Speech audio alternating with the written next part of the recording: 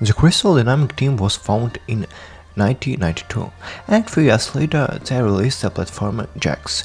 The anthropomorphic lizard was intended to be a recognizable hero, akin to Sonic or Mario, with a long career across various projects. We did get a trilogy of the games featured him, all released in the late 20th century. Now, thanks to the limited run games, they are available on modern platforms as the Gex Trilogy. As a collection of rare releases, the work here is somewhat underwhelming, but the games themselves have held up decently. Let's start by breaking down each game individually, as the later two differ significantly from the list. The original Gex is a side-scrolling platformer where the lizard gets sucked through the TV into a mended dimension.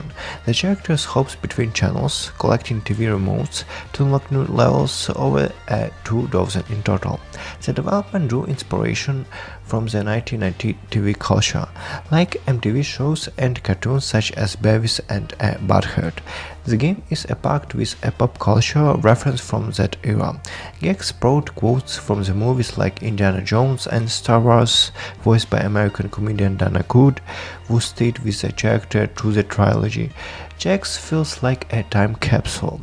Playing it is like a flipping on old school MTV, not too different from what we had locally back then. Gameplay wise, Gex still feels unique for a platformer. Even today, beyond standard jumps and tail whip attacks, Gex can climb walls. Obstacles that would stump most platformers heroes are commonplace here. If you see a narrow horizontal passage, you can leap into a wall, stick to it with his paws and crawl through. Some levels even let you climb walls in the background, with a parallax scrolling giving the game sense of depth. These mechanics amplify the 3D effect. The levels are numerous, sizable and filled with collectibles and secrets. However, the game has typical native platformer issues, like occasionally forcing blind jumps and slightly sluggish character response while running. The most frustrating flaw is an instant death upon touching water. Spikes or enemies only deduct a health points, but water is game over. Thankfully, it's released as a rewind feature, letting you jump back a few seconds to avoid such mishaps. The second and third games, Gex Enter the Gecko and Gex Free Deep Cover Gecko, are quite different from the first. They are more like Super Mario 3D platformers where you move from hub force to individual levels.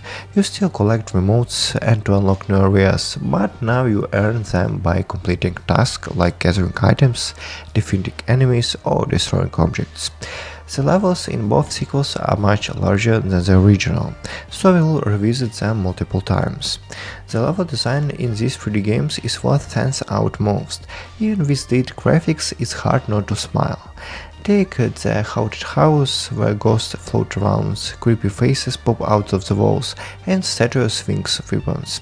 Or open areas where Gex get attacked by lava or popped with honestly made snowballs.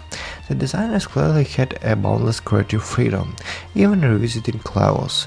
You notice small details you missed before. The third game didn't make a huge strides over the second and was criticized at the time for lacking innovation, but is still a solid platformer. The sequel just leaves a stronger impression than the trilogy final. There aren't many major gameplay addition in the collection.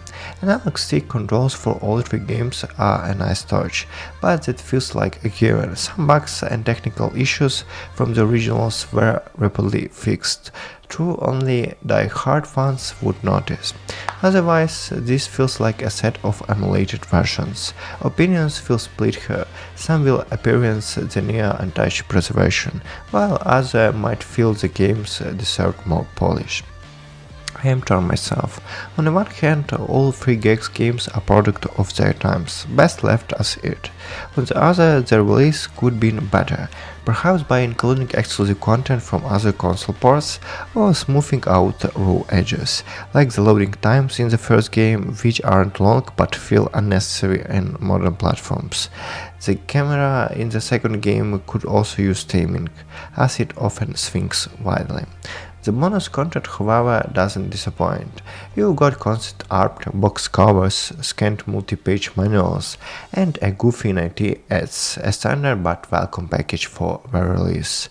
There are also a music player with tracks from free games.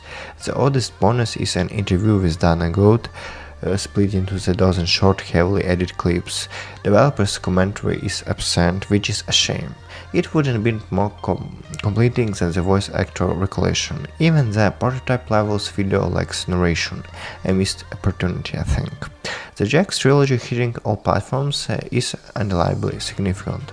These aren't legendary games, but they are iconic, and now you can play them on the PC and consoles without jumping through hoops, with a conventional like rewinding.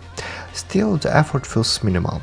The trilogy doesn't quite warrant full remakes like a Crash Bandicoot or Spyro the Dragon, but some graphical or gameplay enhancement, or even a cut levels as a bonus content would be nice. For nostalgia, the Gex Trilogy is worth checking out, but it doesn't breathe new life in these games, despite the deserving it. So to sum up all of this, the pros is 3 iconic games now available on all platforms. Rewind Future is progression. The game hold up well with creative ideas and plenty of content, and includes standard release bonus like concept art galleries and manuals. And cons is barely any gameplay or graphical improvements, making it feel more like emulation, lacks development commentary, and offering only an interview with a voice actor instead. So thank you for watching. If you find, you can try it.